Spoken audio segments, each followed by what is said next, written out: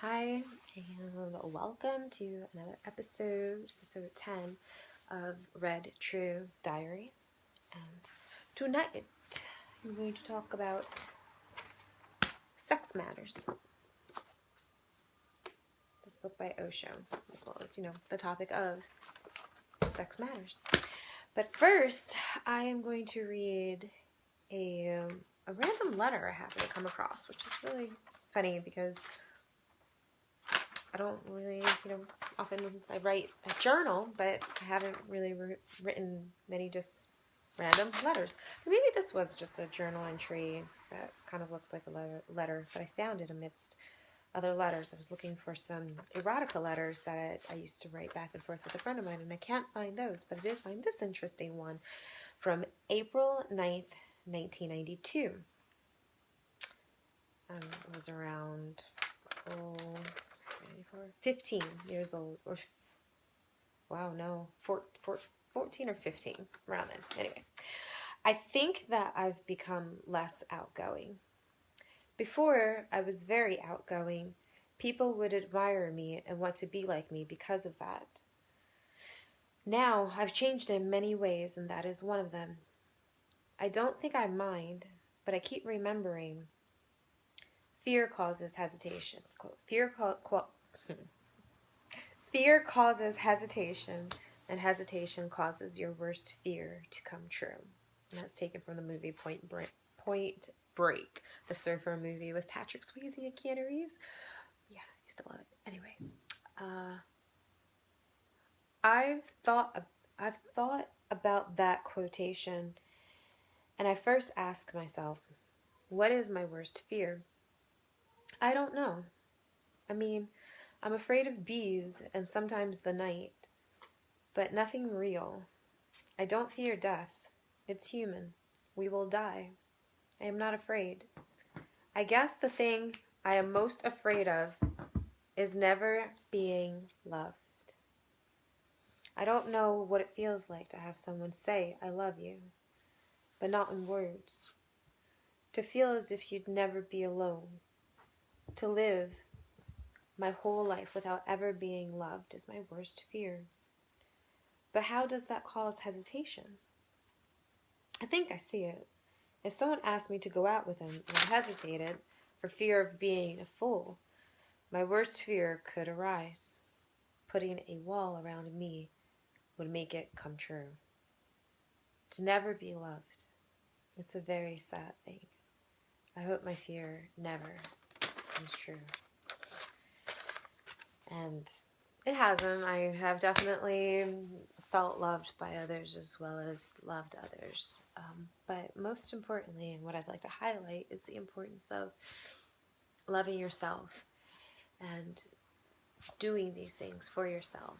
It is awesome and great validation when we have those feelings reflected back to us from another person. But I have oftentimes felt, and have heard this reiterated by others, that until and unless we do these things for ourselves, until we give ourselves all that, at least some of what we're looking for from the outside, from someone else, we end up unintentionally oftentimes pushing what we want away.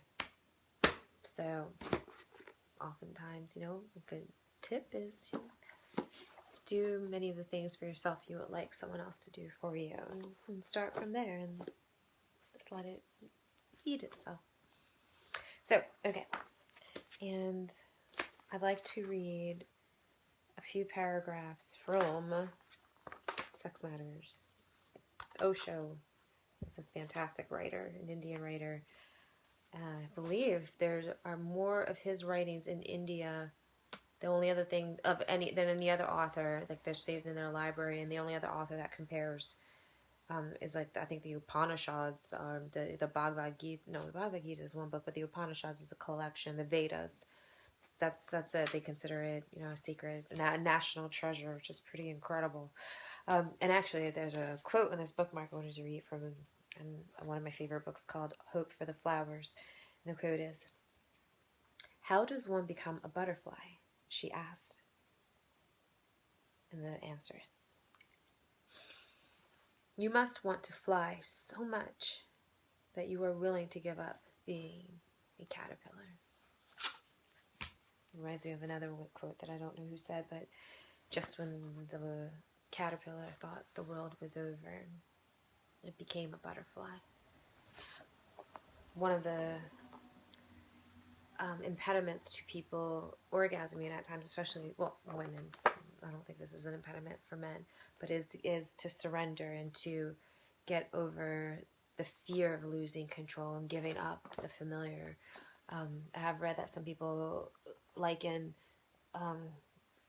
the feeling of orgasm to having to pee, and so sometimes they hold back because they think they're going to pee on themselves. That's one of the reasons it's important to learn. And so if you do feel this response that you don't want to go with but have learned, oh, I should go with it, I'm actually not going to do what I think it's going to happen, and it will lead to something unknown but possibly better, perhaps flying, metaphorically, maybe literally. In any case, okay. Sex matters. Where did you want to start? Yes, okay. From a small experience of music, it is possible to move toward... Stop. From a small experience of music, it is possible to move toward the ultimate music. From the experience of a little light, it is possible to move toward infinite light. Knowing one drop is the first step toward knowing the whole ocean. Our knowledge of the tiniest atom reveals the energy of matter. But although we are freely endowed by nature with minute atoms of sex in the form of sexual energy, we do not recognize and explore this energy at all. We somehow live with our eyes closed to it, our backs turned to it. We don't totally accept sexual energy in our hearts. We know of no available alchemy in order to live it and enter deeply into it with bliss and gratitude. As I said to you, the day humankind comes to know that alchemy, it will be able to give birth to a new kind of human being. In this context, men and women are two different poles, the positive and the negative poles of energy. A right meeting of those two poles completes the circuit and is a kind of harmony or a melody. If the depth and duration of intercourse can last long enough, if a woman-man couple can stay in intercourse for over half an hour, a halo of light is created around them. When the body electricity of the two meet deeply and totally, then in darkness a glow of light is seen around the couple. Some remarkable researchers have done work in that direction, and they have even taken photographs. A couple who attains to the experience of such an electric halo transcends sex forever. But this is not your experience, so such statements seem strange to you. If this is not your experience, it means only one thing. You should think about it again. Take a fresh look. Oh, well, I didn't even realize this must have shifted. Okay. Yeah, this is precariously placed with some pillows. Alright, let's see. If this is not your experience, it means only one thing. You should think about it again. Take a fresh look. Begin your life again, at least your sex life, from A, B, C. About understanding this, about conscious living, my own experience and my own opinion is that a Mahavira or a Buddha or a Christ or a Krishna are not born accidentally. Their birth is the outcome of the total union of two people. The deeper the union, the more amazing and extraordinary the offspring. The shallower, the more incomplete the union, the worse, the more downtrodden the offspring. Today, the caliber of humans is sinking lower and lower. Some people blame it on the deterioration of moral standards, while others attribute it to the effects of an age of darkness. But all this talk is nonsense, false, and worthless. There is only one thing different. The quality of sex has fallen, which I do agree with. Sex has lost its sacredness. Sex has lost its scientific understanding, its simplicity and naturalness. Sex has degenerated into a forced thing. a nightmare. Sex has taken almost a violent turn. It is no longer a loving act. It is no longer a sacred and peaceful act. It is no longer a meditative act.